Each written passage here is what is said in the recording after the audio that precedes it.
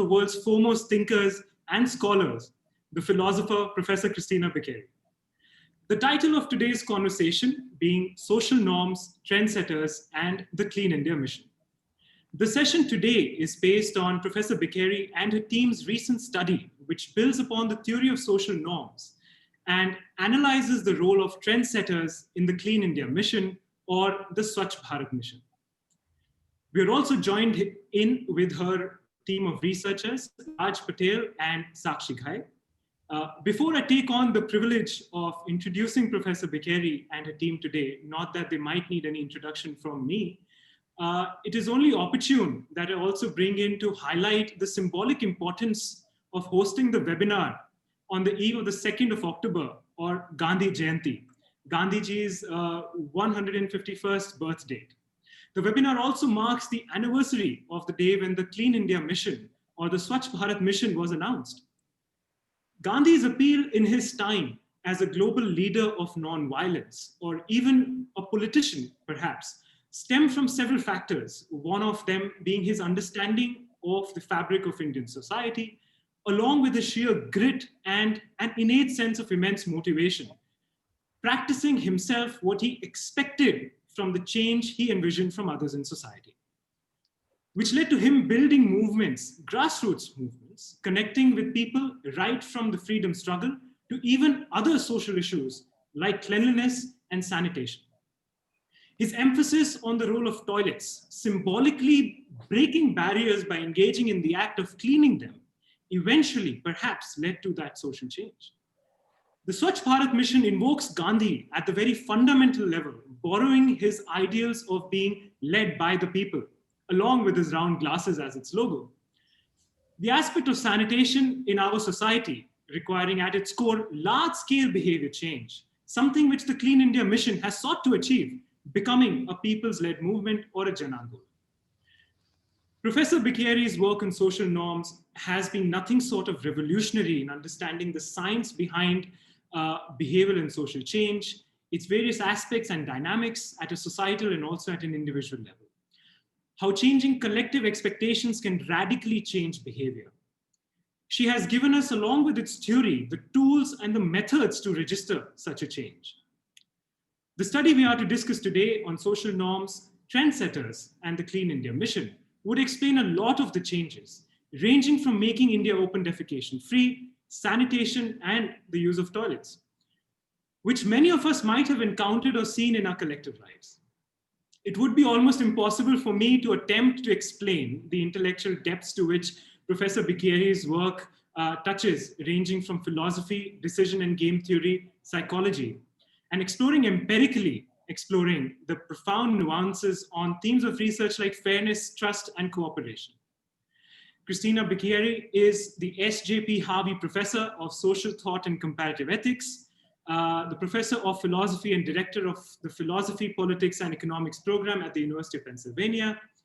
She has worked closely in developing the behavior change programs for even multilateral agencies like the UNICEF, and has co-authored several books, including the latest, Norms in the Wild, along with several hundreds of articles.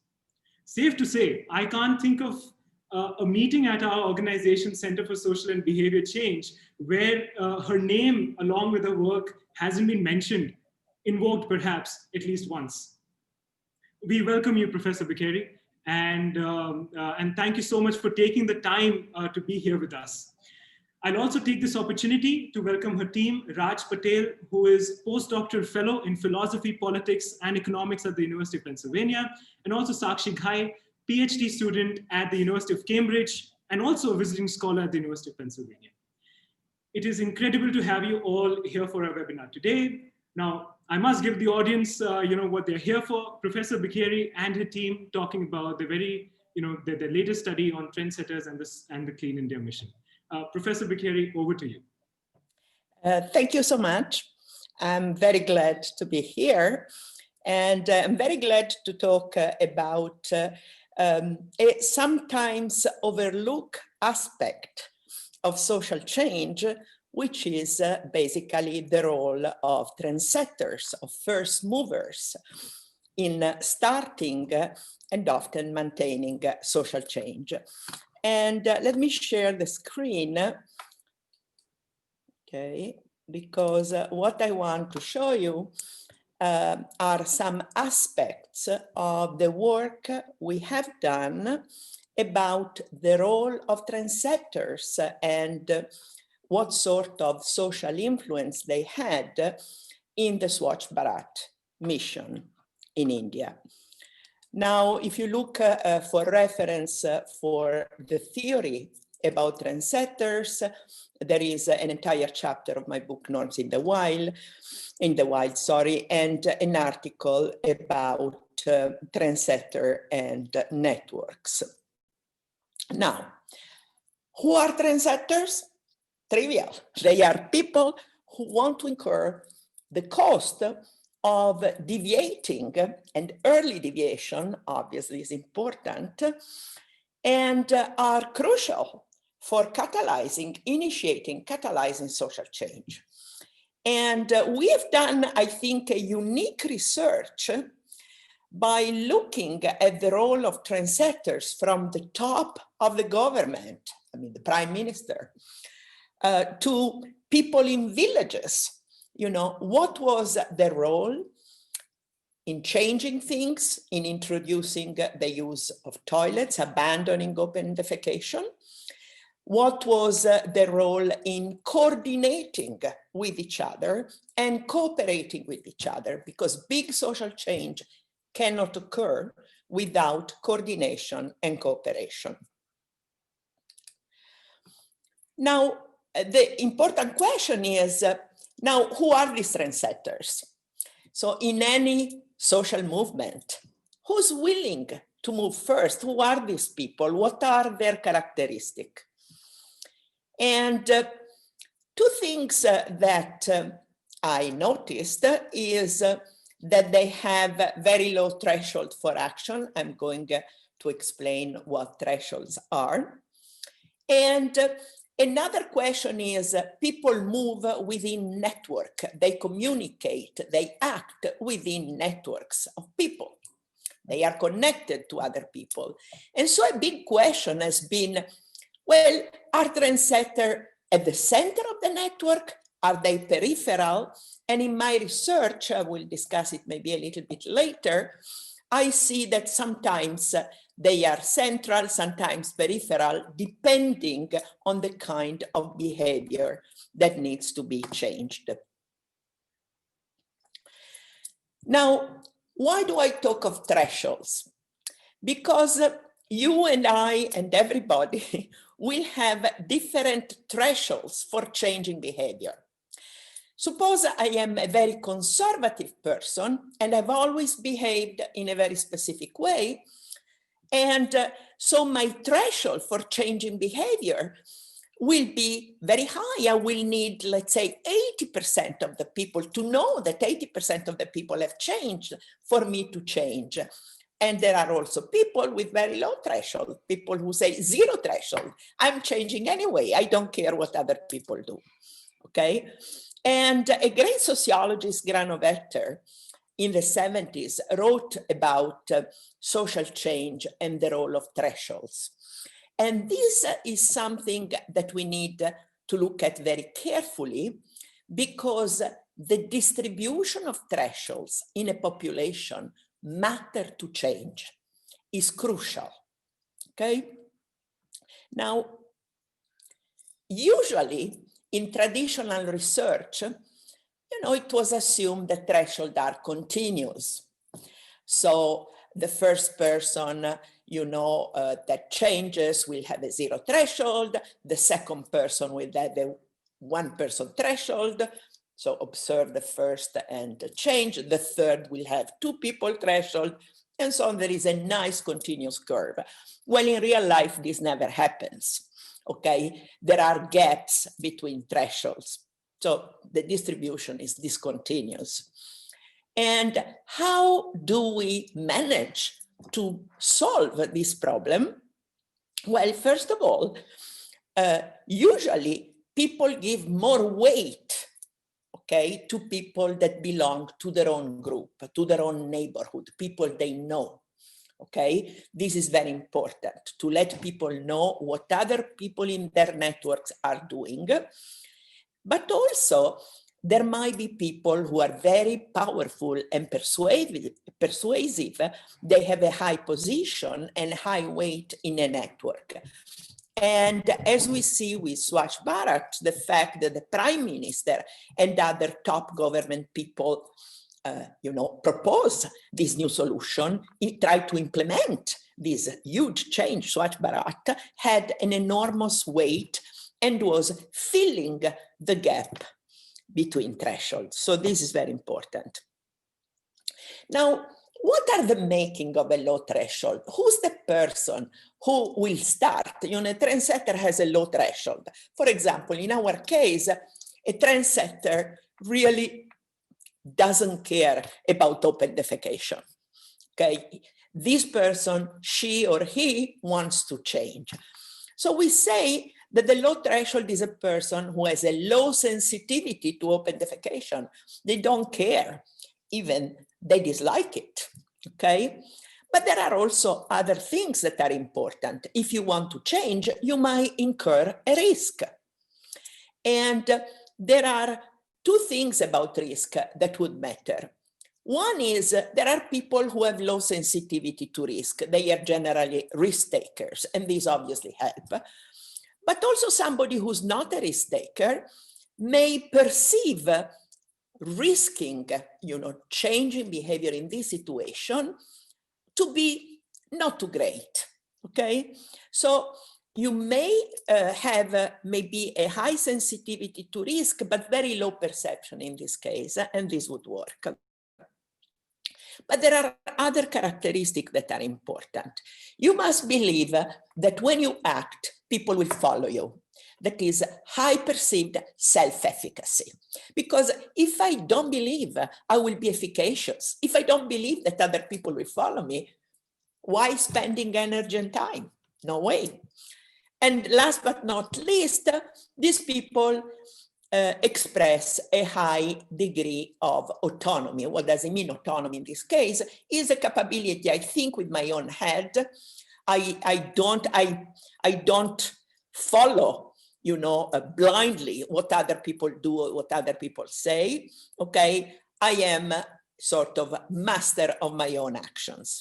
And all these things can, of course, be measured. Okay, these are individual characteristics of trendsetters. Now, let's look at the sensitivity to the behavior. What does it mean? It means how likely you are to endorse, basically, open defecation. And the least autonomous you are, the more open defecation is a custom in your community, and the more you will endorse it, and the less you will endorse the building of toilet. Okay, depends, you have internalized certain behavior. And how do we know, whether people have internalized this bad behavior, how much they are going to endorse it? We present them with vignette, with hypothetical scenarios. And in this scenario, we vary expectation.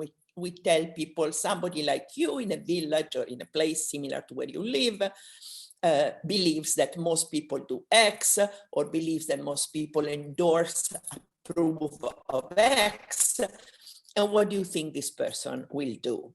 And we assess whether that behavior is sensitive to social expectation or not. The second is the importance of risk sensitivity and risk perception.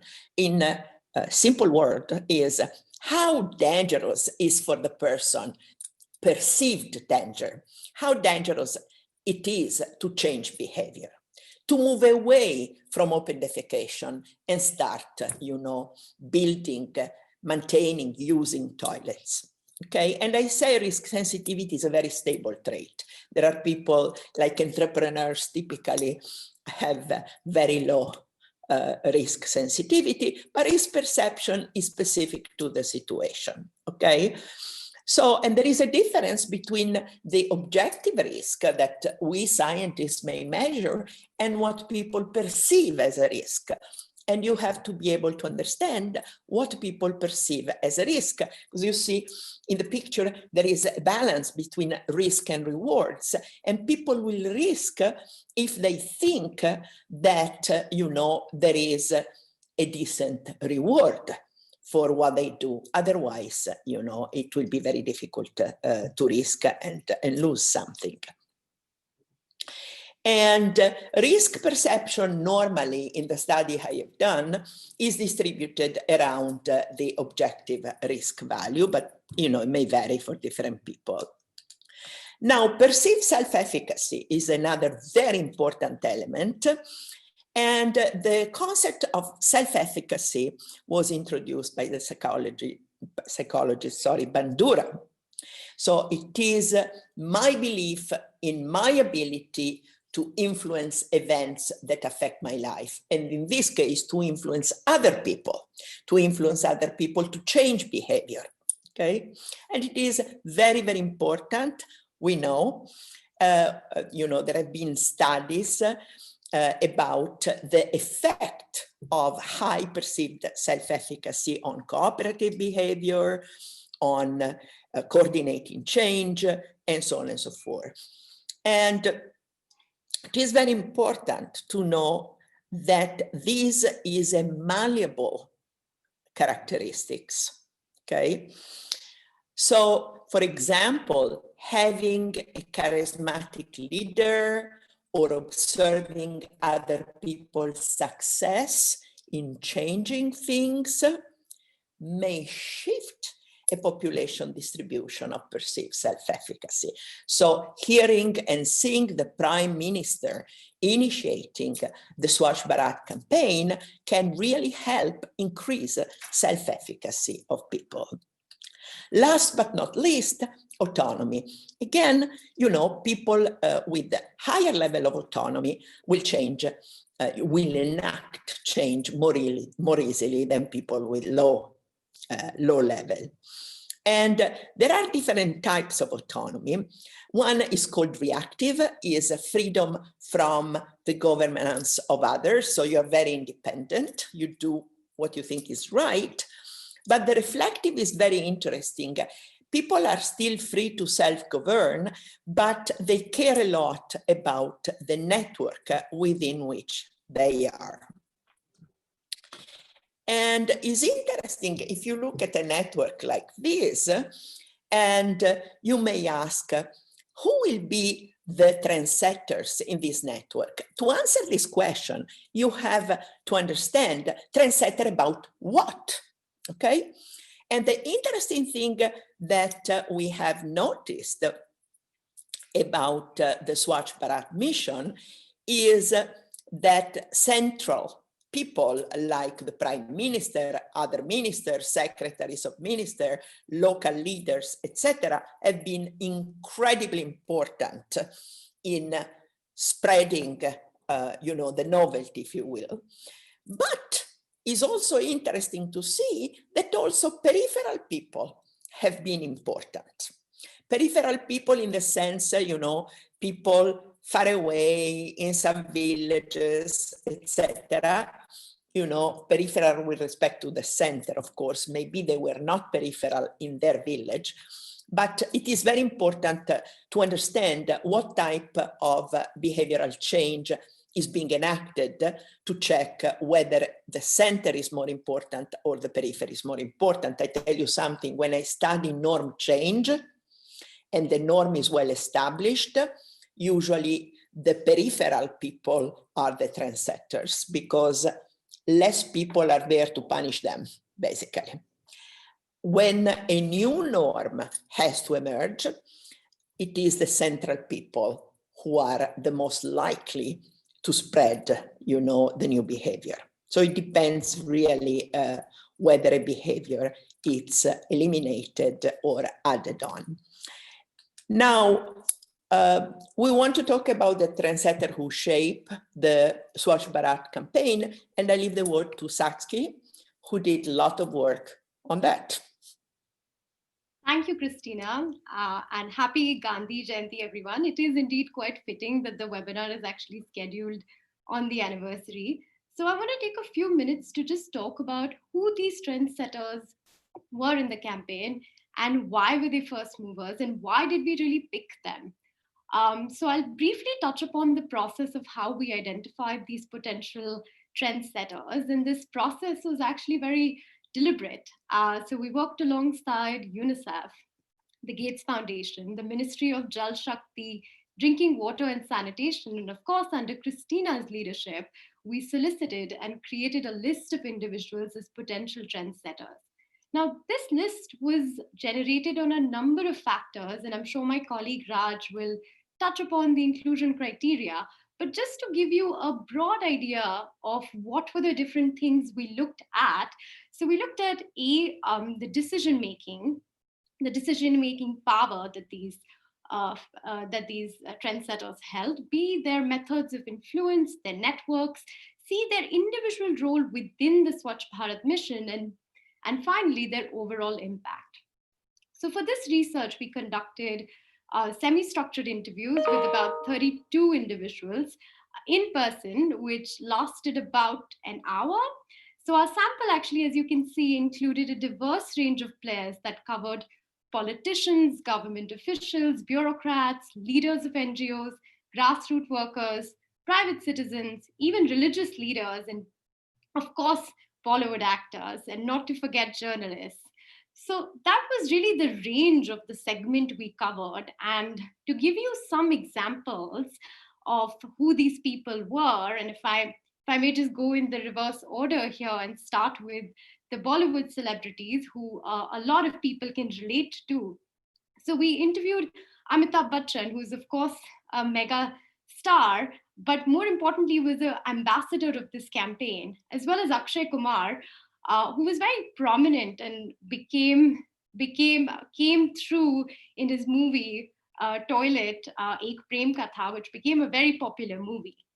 We also interviewed faith leaders like Swami Chidananda Saraswati of Parmarth Niketan Ashram, who was interestingly pivotal in bringing meditation and sanitation come together in many of his speeches that he gave to his audience.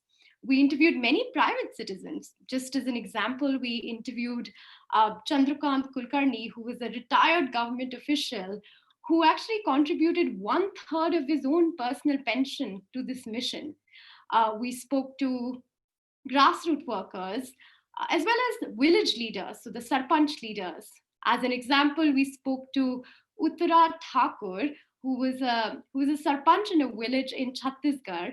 And despite being differently abled, she went door to door campaigning and motivated people to participate in the sanitation drive to build and use toilets. We also interviewed government officials and politicians at various levels. So starting from the top, we spoke to the Cabinet Secretary of India. And in fact, for this interview, Pavan was very kind to accompany us and lend his expertise. We interviewed Param Iyer, who I'm sure everyone is also familiar with, who is the Secretary of the Ministry of Drinking Water and Sanitation and one of the central figures of this campaign. I should also mention we met with the Secretary of Education, where a lot of sanitation work had been done through the school systems. We also interviewed state level directors. Giving you one example there, Mr. Anil Raj, who was a mission director of Sikkim, which happened to be the first state to become open defecation free, and was also awarded the prize in cleanest state category in the northeastern region. And then we also interviewed chief ministers and state governments, as an example, the Uttar Pradesh government.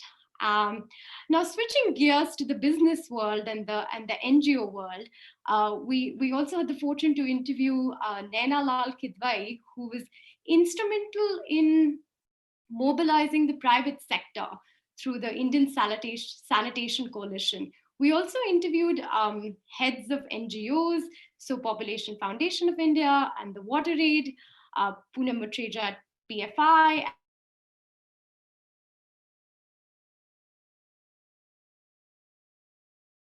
Madhu Krishna from the Bill and Melinda Gates organization, and Nicholas Osbert, and Nicholas Osbert from UNICEF, who both have been instrumental in spearheading the work on sanitation.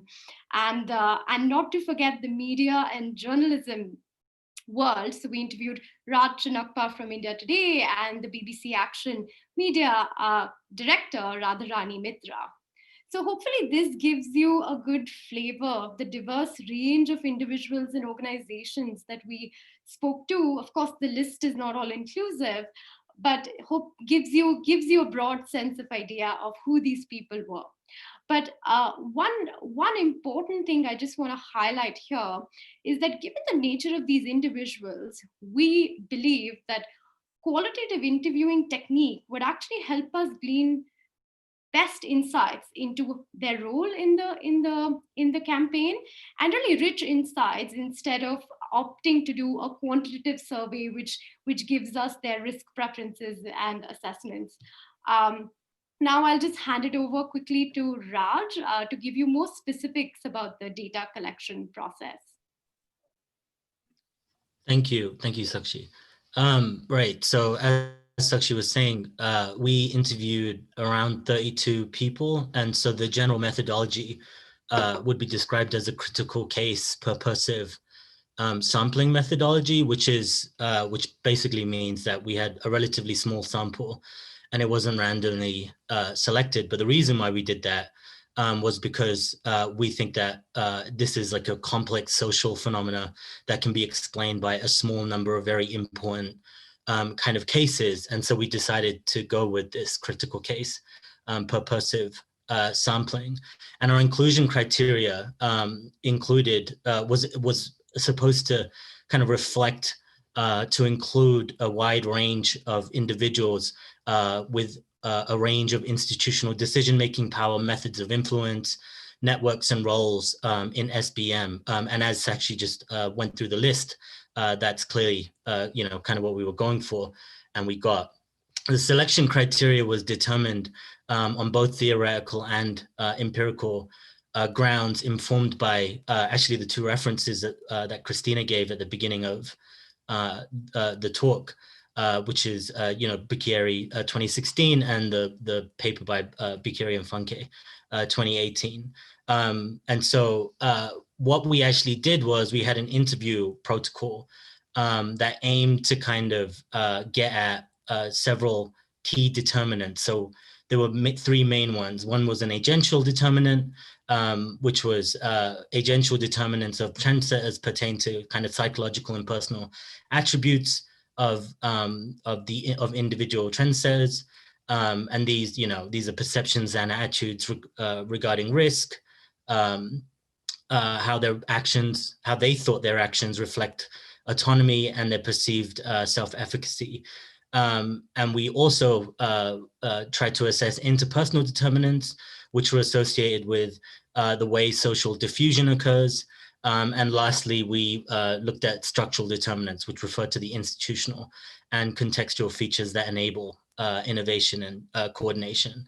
The data collection, so we actually did 37 interviews. We had to strike 5 interviews because of quality of data issues, which basically just meant that the recordings weren't good enough to transcribe. So we were left with 32 interviews. The interview protocol was composed of open-ended interview questions, and they were semi-structured, and they were conducted both in person in India and online. Actually, me and Sakshi did most of the interviews, actually, so there were only a few that either her or I were not present at. And of course, we followed standard protocols, got consent of participants, allowed them to be anonymous if they wanted to. And then we transcribed the interviews, and then we did our analysis. Now, our analysis included coding the transcripts. So we did, so we got the transcripts in, and then we had a predetermined framework, a coding framework, which was basically a code book, which was, again, informed by our theoretical framework. And then we categorized the transcripts according to our codes. And then as novel themes emerged, and they did, we updated our codes. And so that was the kind of analytical process that we went through. And I should note, so there are some limitations to our study that we tried to overcome, some of which we couldn't. So one limitation is that we didn't do any network analysis. So this was a qualitative study, and there were reasons, like I said, for why, and also Sakshi also mentioned why we chose this qualitative methodology. But this kind of leaves open for and provides actually a pretty good framework for doing an actual quantitative network analysis. And so secondly, we because it's qualitative, we didn't include any kind of quantitative elements just yet. But like I said, network analysis would be a good kind of step forward after the study. And finally, some of the stuff that we're talking about, we were talking to government employees and we were asking them about their jobs, right? So there's a social desirability kind of worry there. And so this is one reason why qualitative interviews are actually pretty good for this, because we had semi-structured kind of interviews and they were kind of open-ended. So instead of asking, do you care about SBM? We asked them to rank, to talk about why they care about SBM versus, a number of different kind of policy issues that are prevalent in India. So it's like, why is sanitation more important to you than corruption, say? Or why do you think sanitation is so important relative to other kinds of other kinds of policy issues?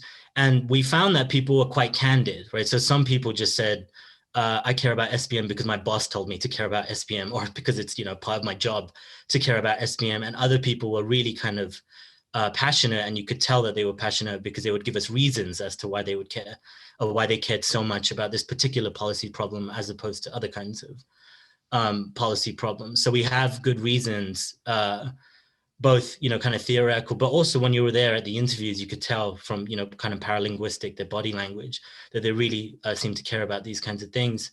And they were being honest and sincere in their answers, which sort of assuages these social desirability kind of worries. But yeah, so that was basically that's the kind of methodology that we were working with. Over to you, Christina. Yeah, thank you so much. As you see, my young collaborators did a fantastic job. I'm very proud of them. And as they previewed, we looked at 3 key determinants of being a trendsetter. And again, this is a qualitative study. Okay, so sometimes when I do lab experiments, I can measure, for example, the propensity to risk. I can measure autonomy. There are very good measures, psychological measure of autonomy. So I can do various psychometric or different type of measures and, say this is likely to be a trendsetter. Here we couldn't do that. But what did we do? We see, and here there are some examples. For example, here we look at the individual characteristics, the agential characteristics, and some of them clearly show the typical characteristics we attribute to trendsetters, okay? And let's look as an example of this famous Bollywood actor who say nobody wanted to touch that film, okay? And it is the movie about toilets because of its name. And nobody wanted to play a role and be a hero for a film about toilets. For 4 years, the screenplay script was moving around. Nobody touched it. When I heard about it, I liked it because it portrays a fact that has been happening in India. So here we have a Bollywood actor who was risking something, doing Toilet, a Love Story, which is a wonderful little movie I myself watched. So this guy shows, high level of reflective autonomy. There is also, proof of low risk aversion. For example, a grassroots leader said, we gave the fund, but in the form of community asset for the community benefit. The government wanted it to be given as an individual benefits, okay? We did not, okay? We were risking doing that. We were going against the local government, but we did it because we thought it was the right thing.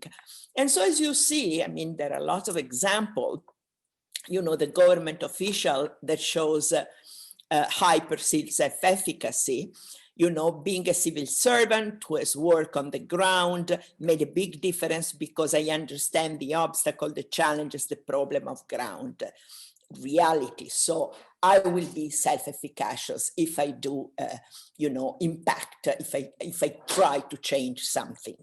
So it's very interesting that every person who we interviewed showed one or more, usually several, individual properties that we show trendsetters do have. The second questions regard the structural level. That is, yes, you are a trendsetter, but you are in a network. And how are you influence other people? Okay, and you know, through hierarchies, to bureaucratic or social hierarchies, how can you coordinate and cooperate? Because a major change like Swachh Bharat, which is really an incredible change, and is still, you know, happening. It is a lesson for other governments when they want to change population behavior in this way. You know, people have to cooperate and coordinate, because if they don't, you can be a trendsetter as much as you want, you won't be successful, okay? And for example, a leader of an international media said, where we had made it possible for people from different walks of life, academia, advertising, marketing, social commentator, anthropologists, blah, blah, blah, to come together to shine the searchlight on social and behavioral change communication.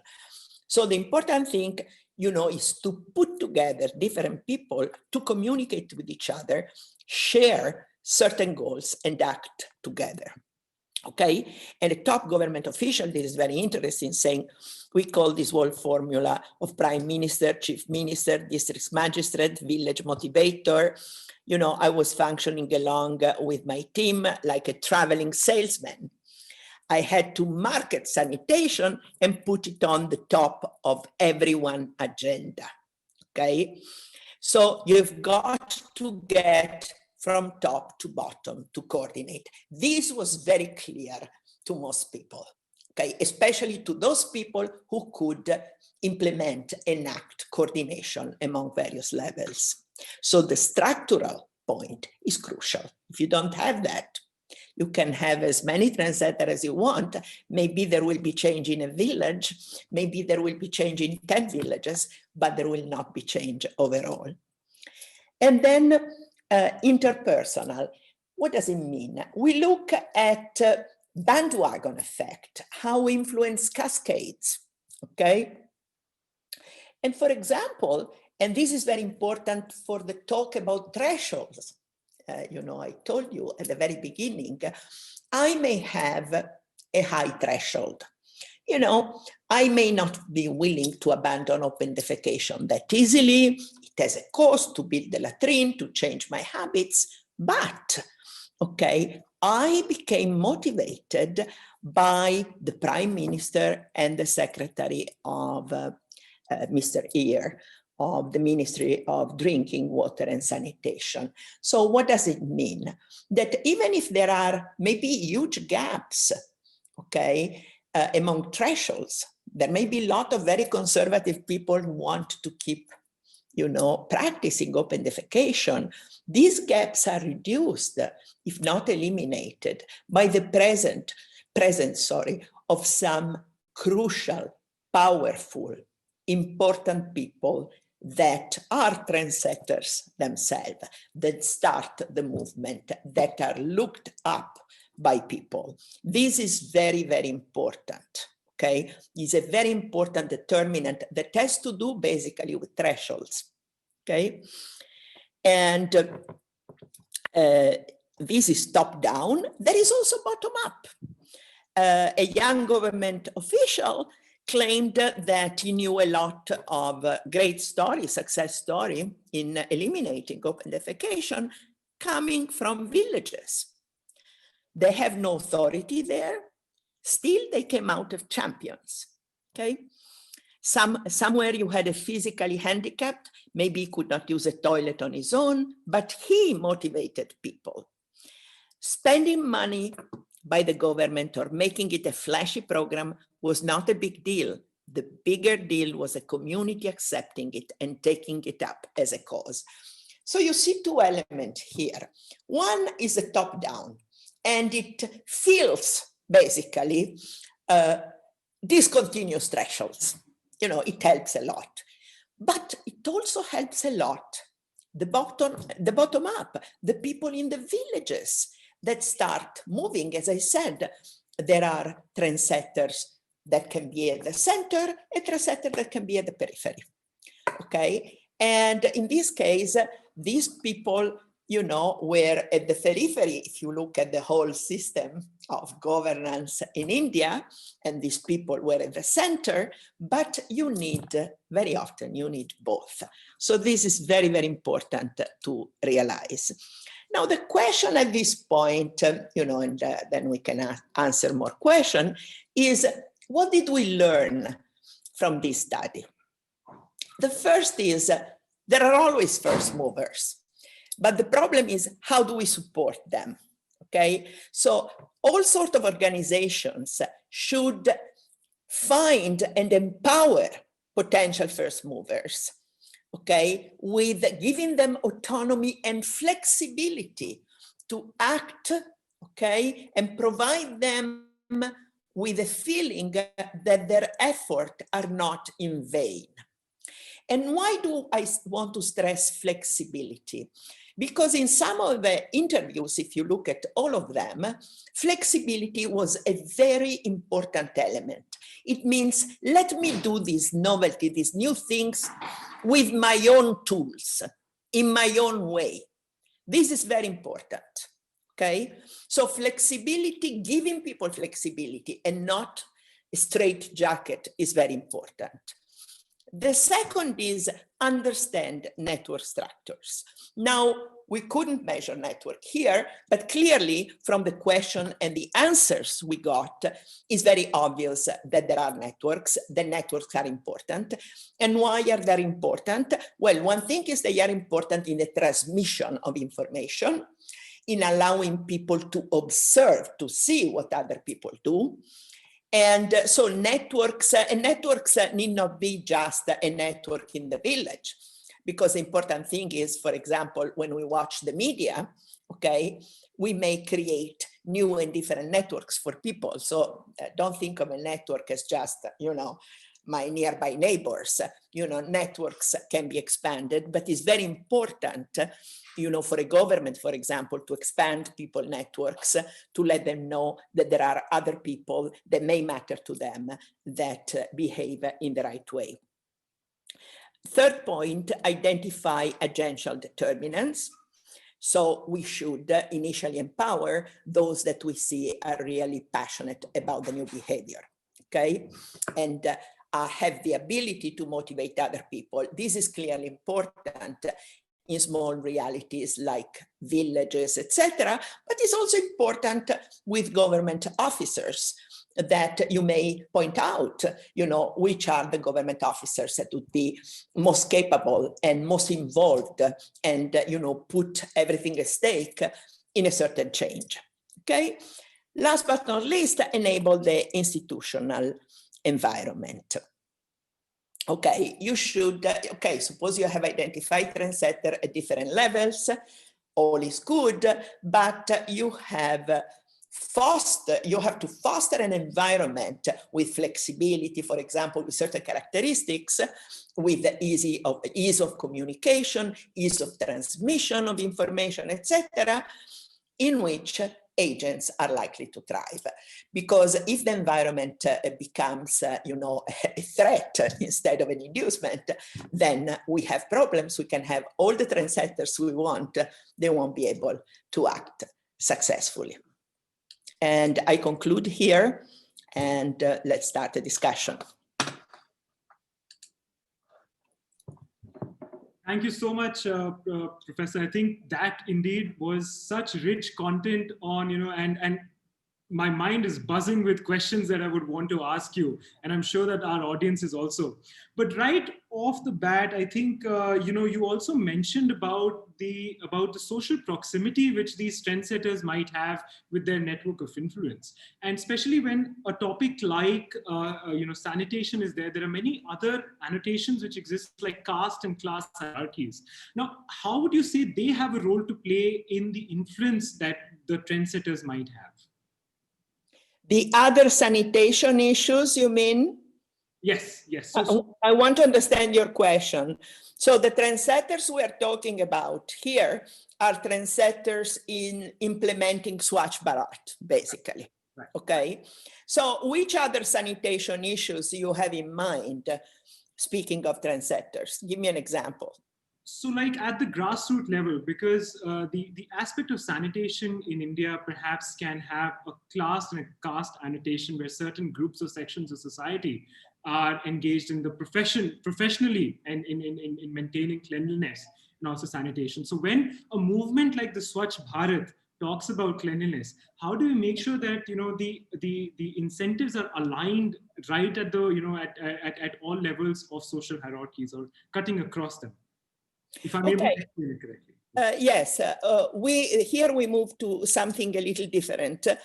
I have done and still continue doing a study for the Gates Foundation in two states, Bihar and Tamil Nadu, and we are doing the RCT in Tamil Nadu about, you know, abandonment of open defecation and the success, if you will, of Swachh Bharat and how successful it was in different groups of people.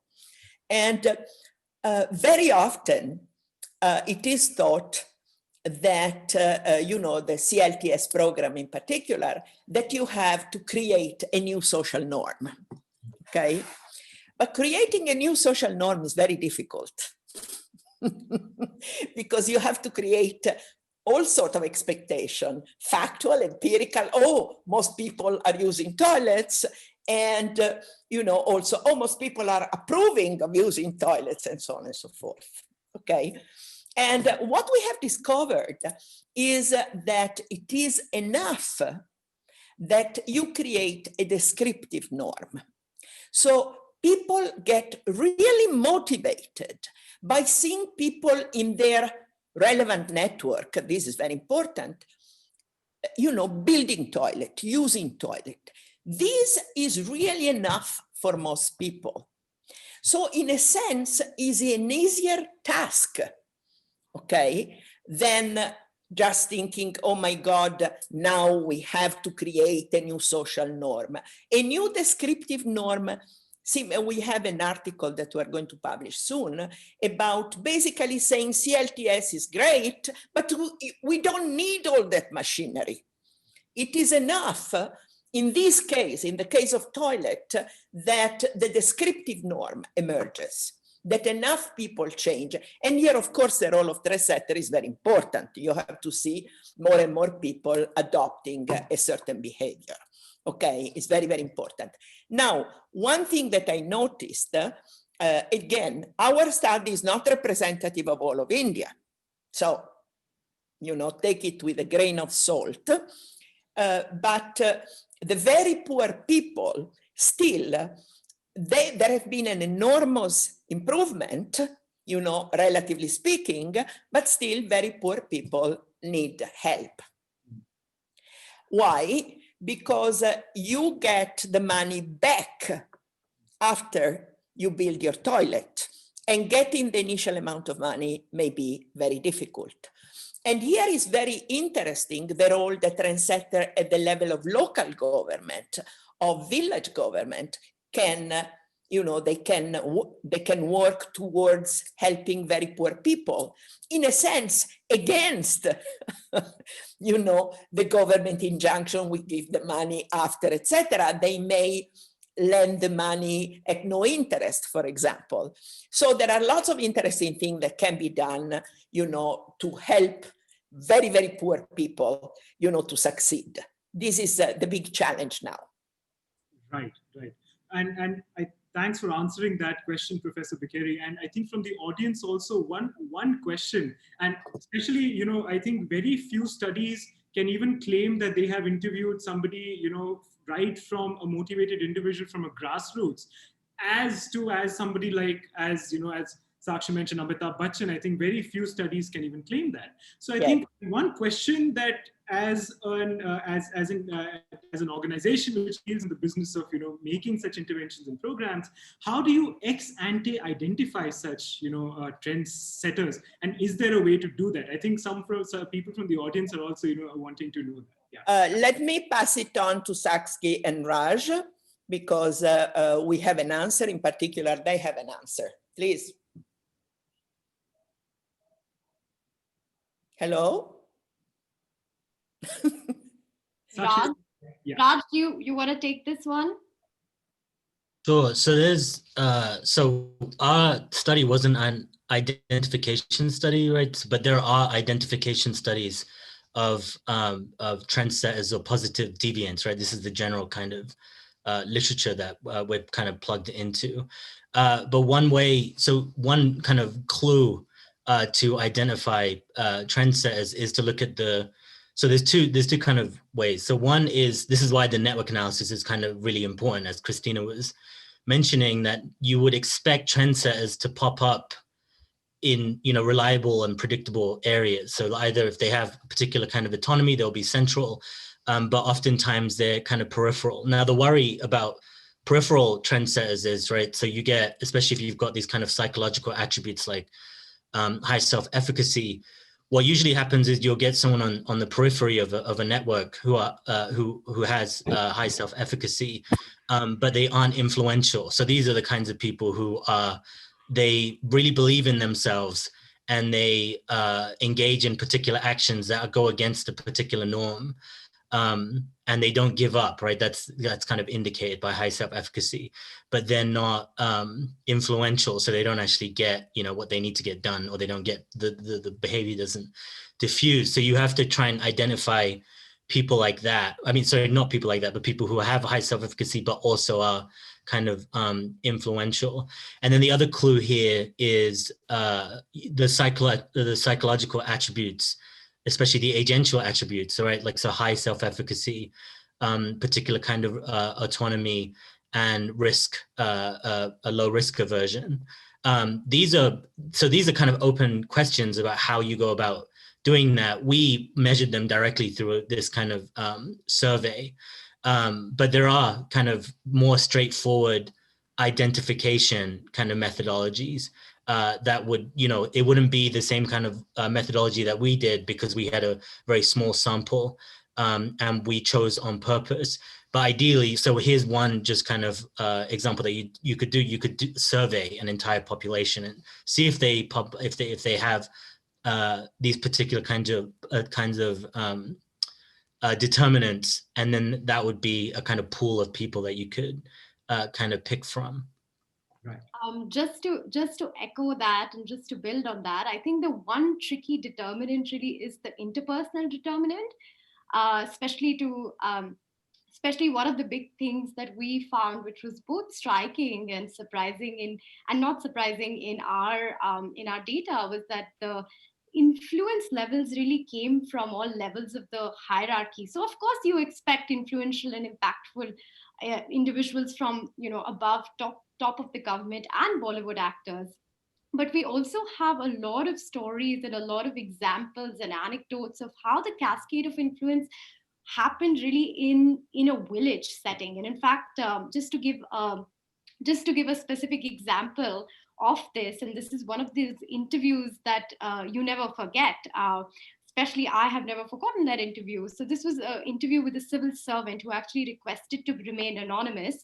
But he played a pivotal role in being in holding a director position of a rural sanitation program in a state.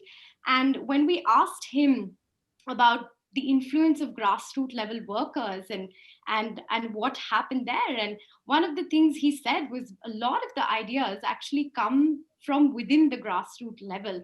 So a lot of the ideas around influence, but also a lot of the ideas around change comes from these villages, and these villagers do in fact come up with ideas. So as an example, one idea that has taken a fair bit of popularity is the idea of Izzat Ghar, which is loosely translated as respect house or a house of dignity.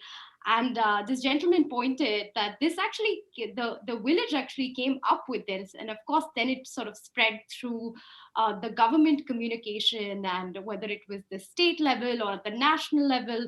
But the whole idea was that they identified that toilet use could help frame the argument around giving a sense of dignity or prestige, and especially for the women. And that can be problematic in a different ways, and we can talk about that separately. But the fact that this sense of ownership coming from the community is maybe just one-off example of how this bottom-up influence happened.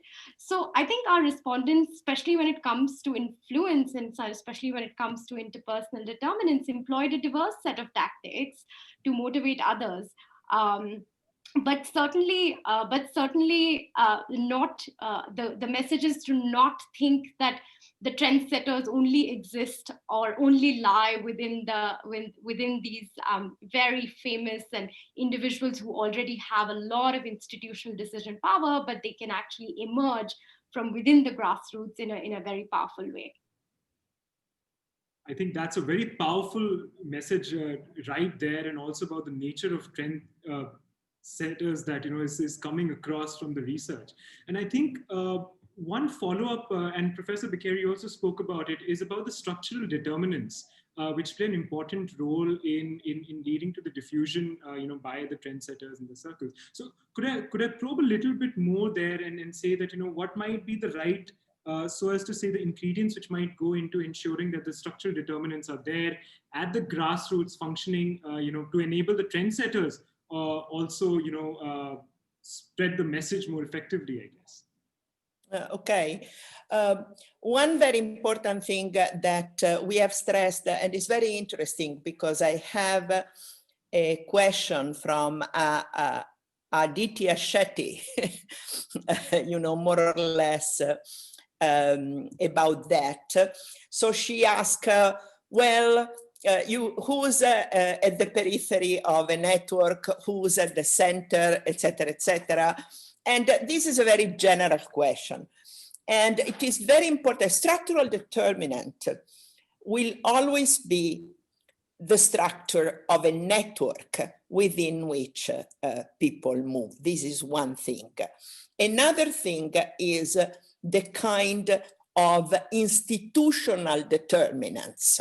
So the legal economic conditions do play an important role. But let me stick to the network because it's something that I've studied extensively. Now, you can be a potential trendsetter, and because of your position in the network, you may not be able, to move anything, Now, when I gave you that little picture of a network in which there is a periphery, there is a center, it is very, very important, and this is my answer to Shetty, to understand what type of behavior is being changed. So suppose that the behavior that is hopefully being changed is a very, very well-entrenched behavior. Think of child marriage. It's very entrenched in many cultures.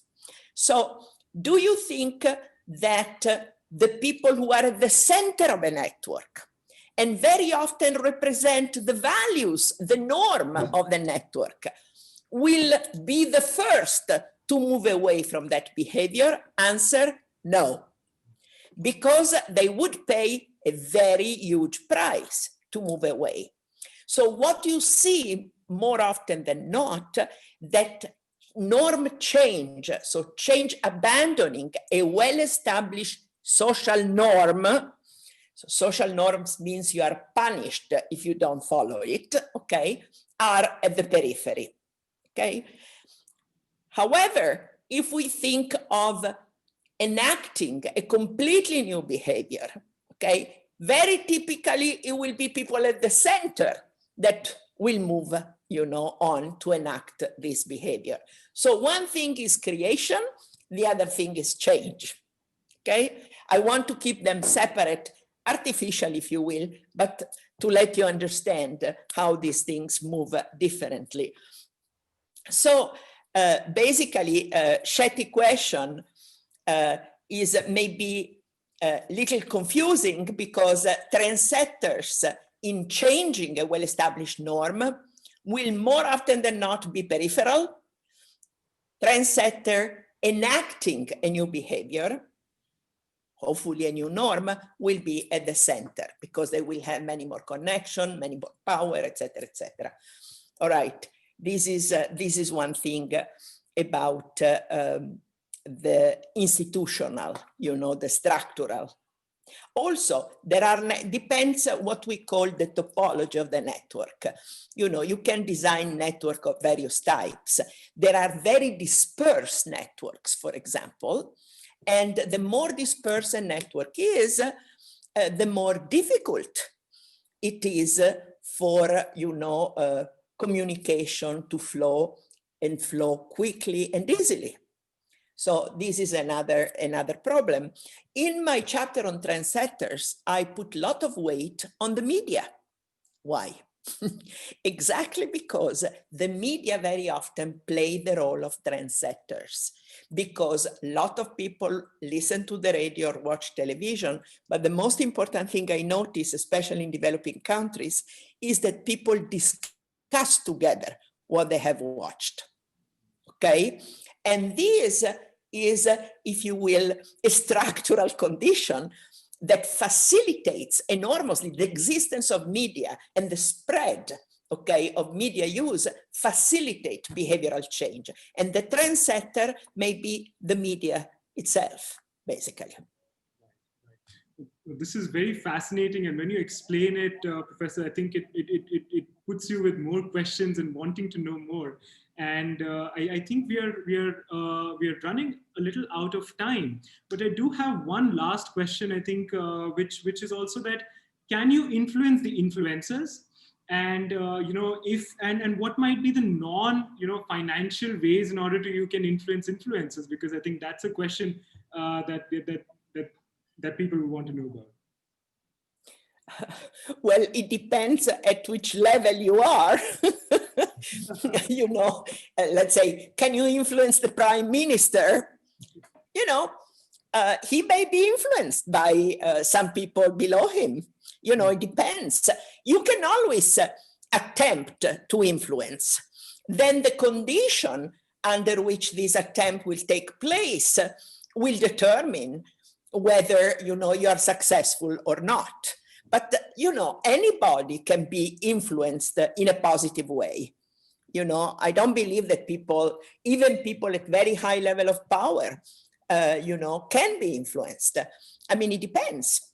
Again, I think the answer is yes, but the answer is also, it depends on the environment and the conditions. You cannot generalize. Right.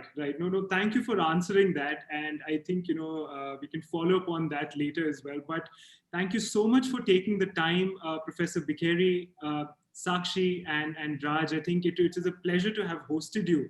And I think this might be one of the first few times that we are getting to learn of this particular research, and we're honored to have had the chance to host you here. And thank you very much to all those who joined in. I do apologize for not being able to take all questions. We did try our best, but I think we can take that up later. But thank you again. Thank you so much for taking the time, Professor Sakshi.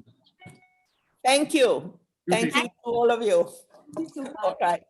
Thank you. Bye-bye.